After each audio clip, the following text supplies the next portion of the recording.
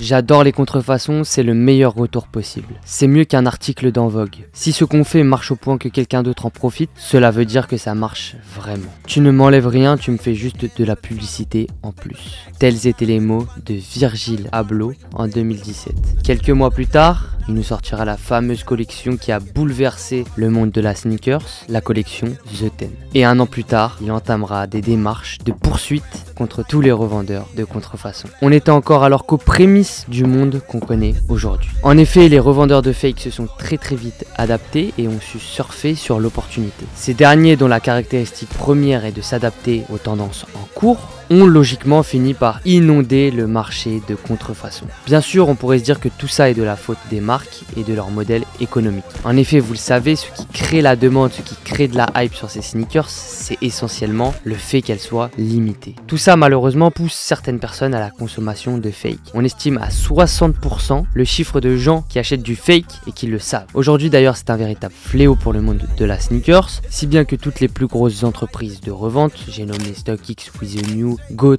et j'en passe, basent toute leur approche sur un seul et unique facteur, l'authentification. Malgré toutes les polémiques, les contrôles, les avertissements, le marché du fake reste en pleine croissance. On estime le marché total de la contrefaçon mondiale à plus de 461 milliards de dollars, ce qui correspond à plus de 2,5% du commerce international global. C'est-à-dire que c'est vraiment énorme. Aujourd'hui, les sneakers représentent le plus gros marché dans la contrefaçon et surtout une seule et même marque, Nike.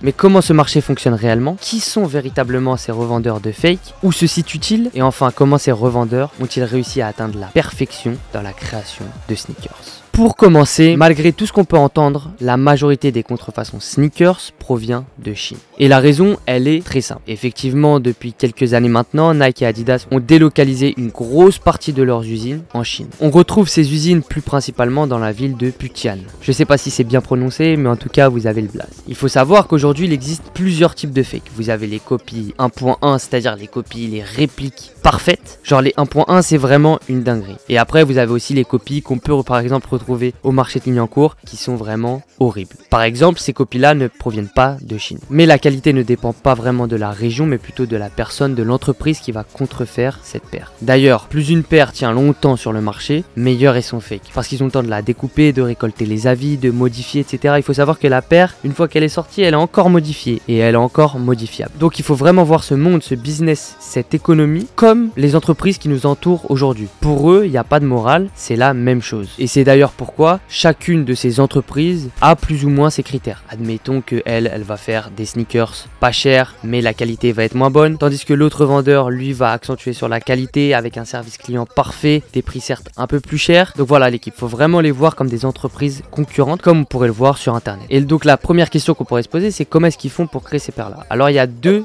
options. La première va être qu'à partir de la photo, les usines vont essayer de reproduire plus ou moins la même sneakers. Donc on va retrouver cette façon de faire chez les revendeurs qui ne sont pas trop regardants vis-à-vis de la qualité, tandis que l'autre technique est beaucoup plus poussée, mais là encore rien de choquant. Ils ont la paire en main, ils la découpent, ils analysent, ils regardent tout au millimètre, au détail près, ils analysent chaque matériau. Bref, autant dire que la paire est analysée de fond en comble pour reproduire justement cette copie parfaite. Mais bien sûr, tu t'en doutes bien, comme toute entreprise, elle peut pas faire un stock une semaine avant la sortie de la paire. Il faut qu'il l'ait bien avant pour pouvoir produire et avoir de la quantité disponible pour pas manquer des ventes lors de la sortie de la paire. Et être les premiers à pouvoir justement proposer ce modèle-là à la revente. Donc pour ça, ils vont pas se rendre sur StockX ou alors même contacter le frérot qui est en Europe et qui a déjà eu la sortie de la paire juste pour lui renvoyer, pour que lui ensuite il puisse découper et tout ça 2 semaines avant. Non, non, non, ça se passe pas comme ça. Il y a tout un système qui est extrêmement bien rodé, bien ficelé, qui implique la mafia, la corruption et bien évidemment qui est à l'origine de la majorité des leaks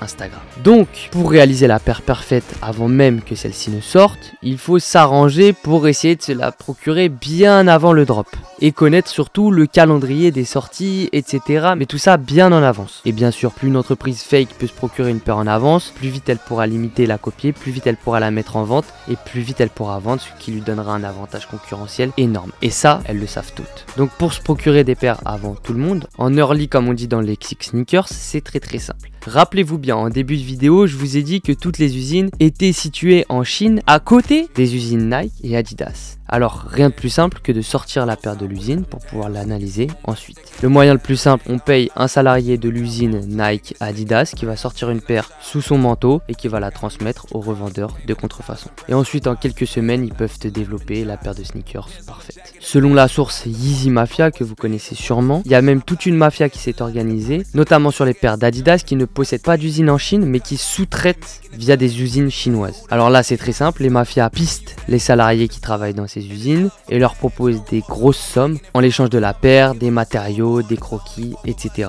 Quand je dis des grosses sommes, c'est-à-dire 2-3 fois ton salaire, sauf qu'il faut savoir que dans ces endroits-là, c'est très chaud. Dites-vous qu'il y a encore des rumeurs comme quoi les enfants travaillent encore et c'est très peu cher payé. Donc quand quelqu'un te propose 2-3 fois ton salaire juste pour sortir une paire et que en plus de ça t'es sous-traitant, t'appartiens même pas à l'usine Adidas, malheureusement je pense que tout humain accepterait. Une fois que t'as la paire, il te faut les matériaux. Alors là encore une fois, c'est très simple. Tu vas soudoyer les revendeurs de matériaux qui fournissent à l'usine et tu vas racheter leurs matériaux. Et oui l'équipe, les fournisseurs de matériaux sont également eux aussi en Chine. Et enfin, il reste plus que le montage. Mais alors là, rien de plus simple. Les usines de fake ont exactement les mêmes machines avec lesquelles travaillent les usines de Nike, Adidas, etc. Et d'ailleurs, tout ce montage autour soulève un point, c'est que si les usines n'étaient pas en Chine, peut-être qu'il y aurait moins de contrefaçon. Il y a d'ailleurs eu un très bon exemple avec la Yeezy Hospital Blue qui plutôt que d'être produite en Chine a été produite en Inde et sur ce modèle là on n'a vu aucune contrefaçon le moment même. Bien sûr une fois que la paire est sortie c'était fini, tous les vendeurs se la sont procurés pour la proposer également en contrefaçon. Il faut savoir que dans les meilleurs cas les paires fake sortent 3 mois avant la véritable sortie sur Nike, sur Sneakers ou même sur Adidas Yeezy. Et où est-ce que vous allez voir ces paires en premier? Sur Instagram. En effet comme je vous l'ai dit, la majorité des leaks qu'on peut voir sur Instagram, c'est des paires qui sont fake. Je sais pas si vous avez suivi un peu, mais par exemple sur la Jordan 4 à ma manière, au départ on avait vu un premier colorway qui était blanc, la paire elle était vraiment méchante. Et au final, la vraie paire qui est sortie, c'était pas du tout celle qui était déjà programmée. Je vais vous mettre les visuels, comme ça vous allez voir. Mais c'est donc pour vous montrer que parfois c'est plus ou moins bancal et que pour la majorité des leaks, c'est essentiellement des paires qui sont fake. D'ailleurs, je profite de ce moment Instagram pour te dire de me rejoindre sur mes réseaux sociaux. Mon Instagram qui s'affiche ici, t'inquiète pas, tu vas avoir que de la paire legit,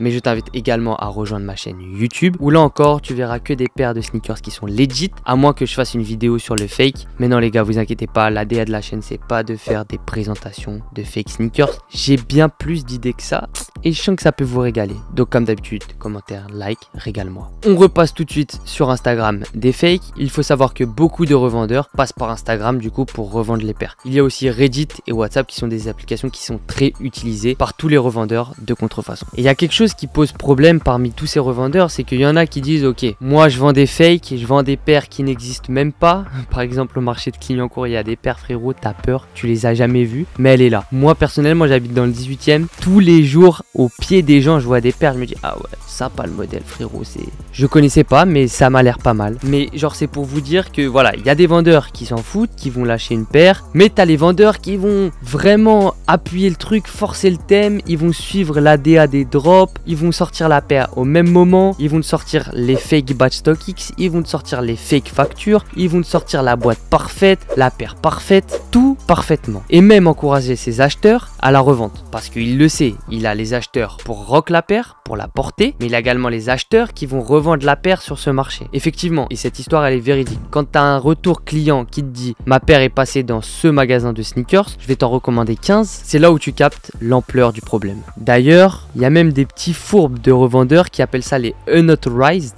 Et ça, c'est sûr que t'as entendu cette story. C'est toutes les paires en mode c'est juste que ça, c'est sorti d'usine, t'inquiète pas mon ref. De base, il devait y avoir 50 000 paires de prévues. J'ai les chiffres devant mes yeux. Mais en fait, il y en a eu 3 000 de plus qui ont été produites. On ne sait pour quelle raison. Ou alors même, l'autre argument, c'est en mode ouais, là, il y a des petits défauts de fabrication qui font que malheureusement, on peut pas les revendre. Alors que si vous connaissez un peu les sneakers, vous savez qu'il y a un tas de défauts de fabrication. Mais bref, c'est un peu leurs arguments. Et ils vont dire, du coup, en fait, c'est juste des sorties d'usine. Mais elles sont bel et bien legit. T'as tout, t'as les factures, etc. Et ça, c'est vraiment mensonger et c'est là où ça devient chaud. D'ailleurs, pour la petite anecdote, il y a un graphiste de Yeezy Mafia, du coup, qui s'amuse assez souvent à créer des mock-ups de Yeezy par rapport à ce qui est déjà sorti ou par rapport à ses inspirations, etc. qui avait sorti un modèle de Yeezy, du coup, sur le site. Il a sorti un modèle de Yeezy, mais vous savez, les graphistes, pour pas se faire voler leur modèle, ils écrivent leur blaze dessus. Donc lui, il avait fait ça, et c'est pas quelques mois après, il retrouve une paire sur un site de contrefaçon où il y a marqué son blaze sur la paire. Et du coup, lui, par curiosité, il va les contacter en se disant, mais vous savez qu'elle est pas sortie cette paire, qu'est-ce qui s'est passé, tout ça. Et il y en a qui lui disent, ah moi je pensais que t'étais designer chez Yeezy, du coup je me suis précipité sur le truc. Et l'autre qui disait, moi je m'en fous, de toute façon j'ai de la demande pour toutes mes paires, je peux sortir des modèles qui existent ou pas, je vais les vendre, donc pour en revenir à ce que je disais tout à l'heure, il y a carrément des paires qui passent en boutique, des paires qui passent sur StockX comme on l'a entendu plus récemment, et qui passent même le test des rayons UV. Et ça, c'est une dinguerie. Et c'est vrai que je vous avais pas montré tout ça dans ma dernière vidéo, mais regardez-moi ça, c'est une dinguerie. Et en gros, ça c'est pour voir les bouts de colle, genre s'il y a des traces de colle ou pas. Donc sur la Military Black, on voit encore mieux parce que c'est couture blanche sur blanc et du coup, genre tu vois mieux. En gros, là on devrait voir beaucoup plus de colle. Là, je sais pas si vous voyez bien, mais il y a une couture qui ressort au bleu qui n'est pas la couture officielle, on va dire. Donc là, sur cette paire là, c'est cramé. Mais sur la Military Black, quand je vous dis qu'il n'y avait aucune trace de colle, que la paire elle était vraiment parfaite, c'est que c'était vraiment une dinguerie. Et tout ça, c'est le quotidien de toutes les boutiques sneakers ou alors même de tous les gros revendeurs en ligne que j'ai cités en début de vidéo. Alors même que la contrefaçon des marques s'est accélérée, Yeezy, Jordan, Nike, Adidas ont accentué leur lutte. Malheureusement, j'ai l'impression qu'il n'y a pas grand chose qui avance. Effectivement, si un vendeur de fake vend sur Instagram et se fait signaler plusieurs fois le compte, son compte peut sauter, mais rien ne l'empêche de faire un autre compte. Les revendeurs de fake, généralement, ils ont plein de comptes, ils sont grave chauds, c'est comme les WhatsApp, ils ont plein de WhatsApp, ils ont plein de PayPal, ils sont trop chauds. Et tout ça, c'est pareil pour les plaintes, les accusés sont super compliqués à localiser, les pays hébergeants, donc ici la Chine, vont plus ou moins laisser faire, voilà, c'est assez chelou. Donc les marques essayent de mettre en place des systèmes. Je sais que Nike a essayé de faire voter au Congrès américain une loi visant à limiter drastiquement l'import de fake aux États-Unis, ou même que Kanye West avec Adidas ont dit qu'ils allaient relocaliser leurs usines aux États-Unis afin d'y réaliser la production. Mais bon, ça,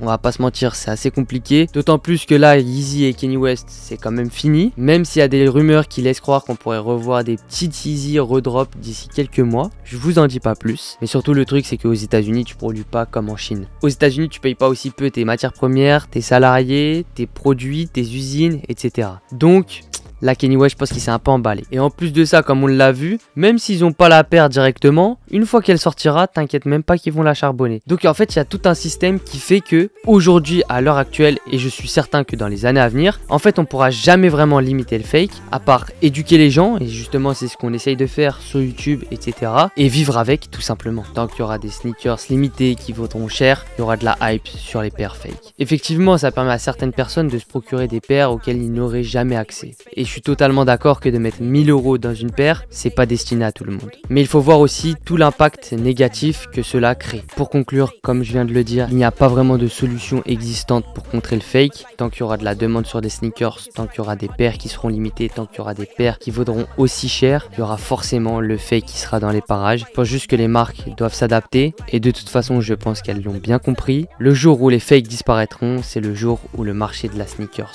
entier disparaîtra. Enfin, j'aimerais finir sur quelque chose qu'on ne dit pas souvent lorsqu'on présente des sneakers fake, lorsqu'on parle de ce marché. Mais derrière tout ça, il se cache un véritable marché noir et comme je vous l'ai dit, il y a vraiment une mafia qui est autour de ça. Donc, bien évidemment, en achetant de la contrefaçon, on finance aussi une partie du crime organisé. Et là, je viens pas faire le relou en mode un peu le gars moral, etc.